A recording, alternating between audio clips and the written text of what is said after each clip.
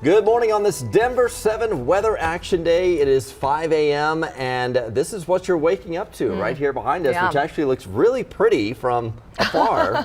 Lining, from up high. Yeah, lining the trees and rooftops, but it is several inches of that heavy, wet snow, which could make the morning commute difficult.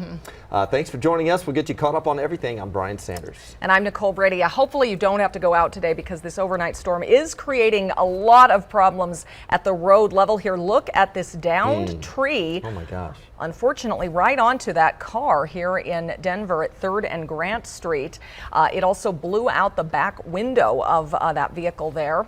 So a reminder to take it slow and easy this morning out there. That's right. Yeah, we want to get right to Lisa for a look at the snow totals. Most of the snowfall has stopped. I guess it's pushed out east. Yeah, it's moving out. We were under a winter storm warning until 8 o'clock this morning, but the National Weather Service pulled that. The storm moving in and out extremely fast. We do still have some winter storm warnings south along the Palmer Divide and then also east there along I-70 where the snow continues to fall here early this morning. It's going to be a little bit heavier in spots just east of Lyman, closer to Burlington, but yeah, the damage already done here in town. And with a storm like this, when it starts off like rain and we do have such warm conditions, those totals can be tricky. And we saw here in town around 6 to even 8 inches of snow, even heavier south and west of town. I'll show you some of those updated totals coming up here in just a few minutes. But if you do have to get out the door this morning, it's going to be 20s early on, not a very cold storm, mid to upper 30s for highs here this afternoon. So there will be more sunshine as skies clear out. We're going to see sunny skies later today and a lot of melting. It'll happen early on. Right now, though, it's rough out there. Jason, I had to take a wall of snow at about, 40 miles an hour to get through it. I got stuck in our parking lot. I had to shovel. This is the first time in a long time I've actually had to shovel my I had 10 inches of snow at my house, and I couldn't get out to the street. And then, by the grace of God, there's a downhill, and then the momentum got me to the main street. There's a big wreck, right? How you see some of the flashing lights. This is over on the eastbound side of I-70 at Ward Road, Highway 58. Big wreck over there. There's a lot of big wrecks. People are just going too fast for some of the conditions. Take a look at the conditions out to the other quad split where you see this is 225 and Parker Road. Somebody went way over here and then come back. But one of the problems, as Lisa was mentioning, is the plows are going through. They're pushing all the snow to the right side. Well, that's blocking up some of the ramp lanes to get off of the highway or go to another street. And so you have to go through that real thick, heavy snow, and there's really no great way to do it. Take a look at the big problem out to the east side where we have I-70 closed down all the way out to Kansas. We also have Highway 40 closed down to Kit Carson. Highway 24 out of Callahan's closed. 36 out of Last Chance is closed. So 86 out of Kiowa is closed down. So we have a lot of closures out to the east. And you're going to see slower than average speeds, obviously, anywhere you want to go. A lot of folks are trying to go 40, 50. Not a good idea right now. Oh, wow. Yeah, it was definitely about twice as long as usual for me to get to work this morning. As you can see here, we are also experiencing multiple power outages around the metro area. About 5,500 according to Xcel Energy customers affected right now, and this is because a lot of that snow has brought down tree branches onto those power lines. So again, be careful out there. Also, if you have to drive this morning, a reminder that the side streets and neighborhood streets are a lot worse right now than the highways, and you might see plows out there early on. A reminder to not pass a plow on the right. They are designed to push all that snow, slush, and rocks off to the right. Also, avoid following too closely. They're likely dropping sand or de-icing material, and it is illegal to pass plows that are working in formation. You could get a fine of up to $100. That includes even just 2 plows that are working in tandem. Well, seeing all this snow, you may hear the slopes calling, but if you are heading up to the foothills or mountains today, Colorado does have some traction laws to be aware of. When the traction law is in effect, motorists must have a 4-wheel drive or all-wheel drive vehicle or snow tires or tires with snow and mud designation. If CDOT or State Patrol announces the passenger vehicle chain law is in effect, that means every vehicle on the road must have chains or a device like an auto sock.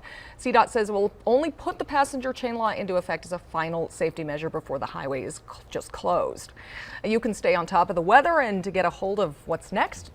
Easy now. You can actually scan this QR code to download the free Denver7 app, and when winter weather hits, we'll send an alert directly to your phone.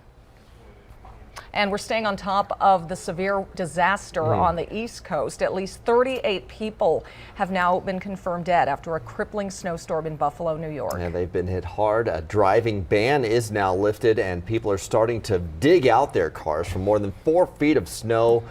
Power is back on for many, but the National Guard is now going door to door to make wellness checks after widespread power outages, and they are expecting to find more victims. I really can't use words to explain how bad it was. We are fearful that there are individuals who may have perished. Now Buffalo is preparing for flooding on top of all of this because of the rising temperatures and the melting snow. Rain in the forecast. New York's governor says thousands of sandbags and hundreds of pumps and generators are ready if needed. Back here at home, a Denver family came back from a Hanukkah celebration last week to this on their door, the word die, written on dozens of doors up and down the apartment building at the Mint Urban Infinity. There was this on the elevator as well, a swastika. We spoke to a person living there who feels management hasn't worked quickly enough to remove all the hateful messages. Take it seriously. Take it seriously. Like, we're Jewish, you know? The swastika hits home. It hits a spot. And also the KKK on the door up there.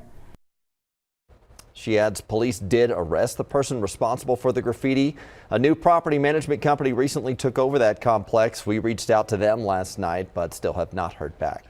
As we dig deeper, though, Mint Urban Infinity has had problems in the past. There are ongoing court battles between the tenants and former property management, the Cardinal Group. Denver7 investigated last year when residents filed a class action lawsuit over building issues, including no air conditioning, elevator problems, mold, and leaking ceilings.